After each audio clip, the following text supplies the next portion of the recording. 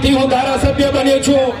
મારી ડેડિયાપાડાની બેઠક આદિવાસી રિઝર્વ બેઠક છે અને સમાજની દેનથી, સમાજના આશીર્વાદથી હું ધારાસભ્ય બન્યો છું. એટલે સમાજ માટે બોલું છું.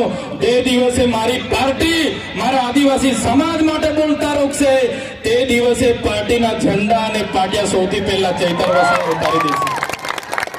એટલા માટે બીજી પાર્ટીઓમાં રહેલા નેતાઓને પણ કેમ છું, ટિકિટ કરીને કેટલી સુધી ગુલામી કરશો? ટિકિટ તમે આપશે પાર્ટી, તમે ફોર્મ ભરશો, પણ જે દિવસે આદિવાસીનો જાતિનો દાખલો નહીં હોય તે દિવસે તમારું ફોર્મ પણ પાસ થવાનું નથી. એટલા માટે ઘણા લોકોને મારી વાત કડવી લાગશે. બેન્ડવાળા મિત્રોને પણ કેમ છું, આદિવાસી વિસ્તારોમાં 250 બેન્ડ છે. 250 બેન્ડના જે મેન છે રોકીસ્ટારના બેન્ડ પિન્ટુભાઈને પણ વિનંતી કરું છું, 1.5 લાખ રૂપિયા, 1,20,000, 1,30,000 આટલી બધી ફી લેવાનું તમે પણ બંધ કરજો. બહુ બધી રજૂઆતો આવે છે. એટલે બેન્ડ વાળા મિત્રોને પણ વિનંતી કરું છું, માપનું ડીજે રાખજો, માપનું સાઉન્ડ રાખજો, માપના કલાકાર રાખજો, પણ આપણા લોકોને પોસાય ભાવ રાખજો. નહીં તો આવનારા દિવસોમાં આ વિસ્તારમાંથી બેન્ડ વાજા પણ અમે બહિષ્કાર કરીશું. મારા યુવાન મિત્રો, 11 વાગ્યાથી નાચવા પડો છો, 5 વાગ્યા સુધી નાચો છો, કૂદો છો.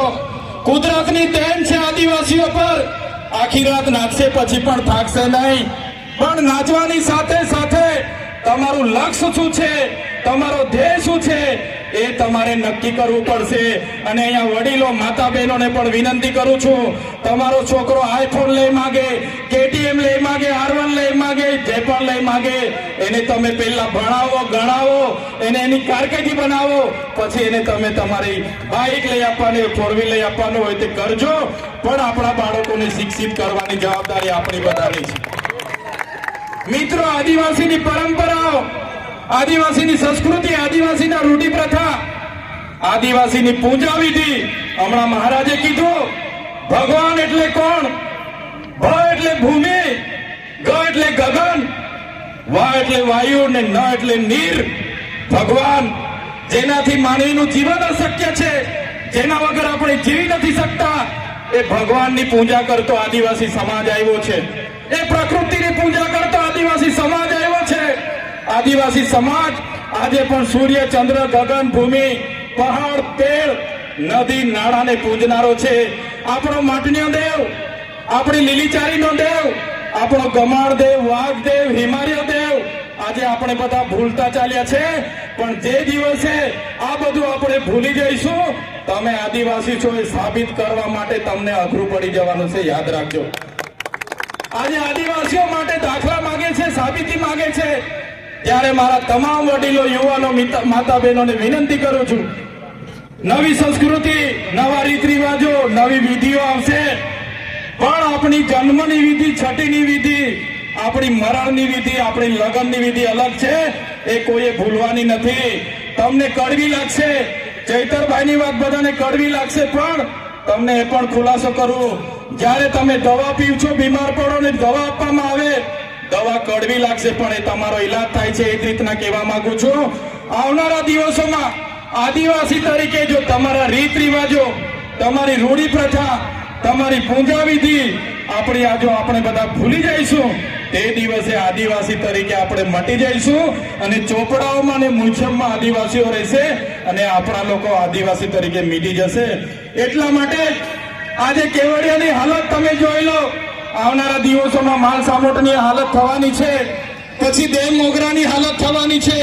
ત્યારે મારા તમામ વડીલો, તમામ માતા બહેનોને વિનંતી કરું છું, આજે આપણે ભીલ પ્રદેશ મુક્તિ મોરચા બનાવ્યું છે. આ માત્ર ડેડિયાપાડા કે વાલિયા ઝઘડિયા કે ભરૂચ માટે નથી.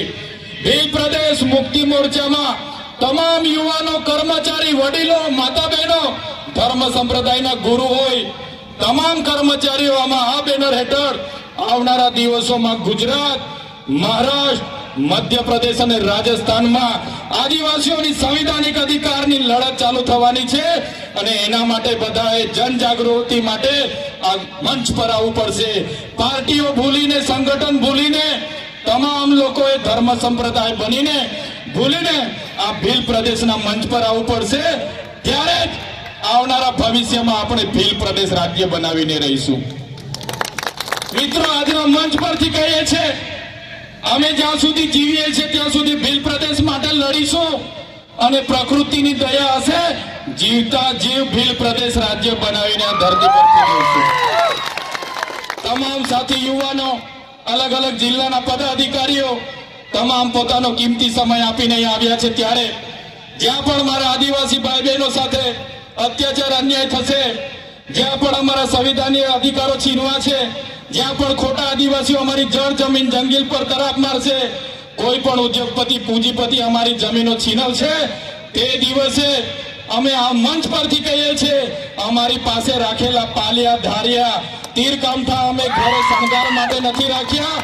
તે દિવસે અમે તાલિયા પાંખ બધું તીર કામઠા પાલિયા ચલાવવા ખચકાશું નહીં.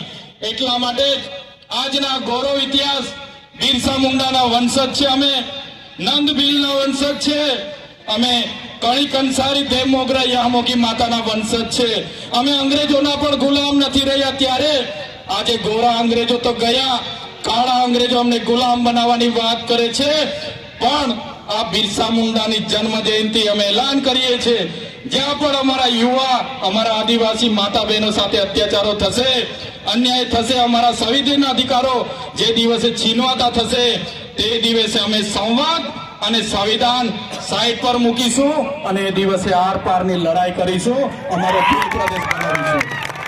જય આદિવાસી, જય જોહાર, જય ભીલ પ્રદેશ. આજે અહીં ઉપસ્થિત થયા તમામ સાથી મિત્રો, આજે દેવ દિવાળીનો તહેવાર હોવા છતાં, આજુબાજુમાં બીજા કાર્યક્રમો હોવા છતાં આજે મોટી સંખ્યામાં તમે ઉપસ્થિત થયા છો. તમામને મારા ઉલ ગુલામ જિંદાબાદ, જય જોહાર, જય આદિવાસી, જય ભીલ પ્રદેશ.